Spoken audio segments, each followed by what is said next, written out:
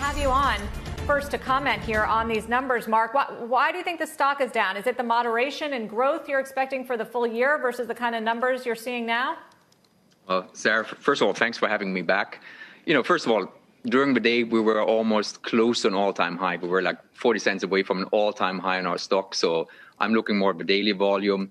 The after hours, based on what I heard before, seems to be we're in good company, great numbers. We're beating all the numbers. We give an upbeat outlook, and the after hours down. So I'm not quite sure how much I would read into it. But fundamentals are strong, and our share price this year has already been up 20%.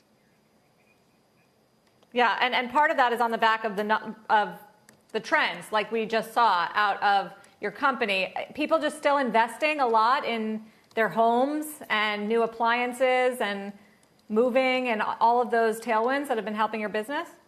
Yeah, Sarah, first of all, we see very positive demand trends, and that's why I'm not quite sure what to call it still. Actually, we see this is a sustained strong momentum.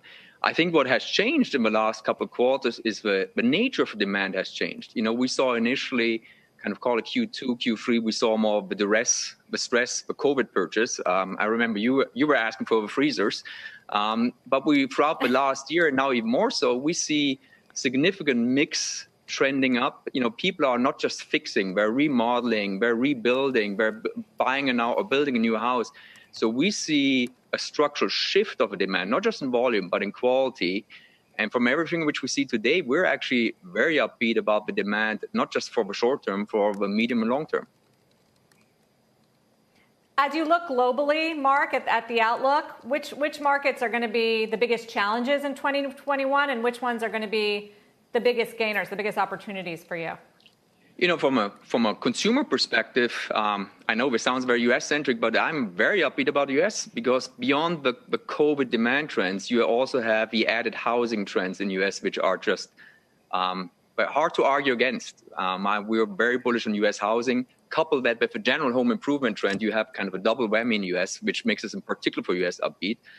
But we've also seen very strong demand trends in Latin America. Europe's solid, but I would say not as strong as North America and Latin America.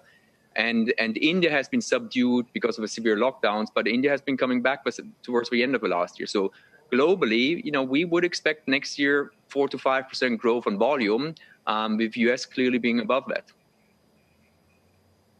Mark, great to have you on to react to earnings and help us talk us through it. The stock is off the lows, down a little more than 4%.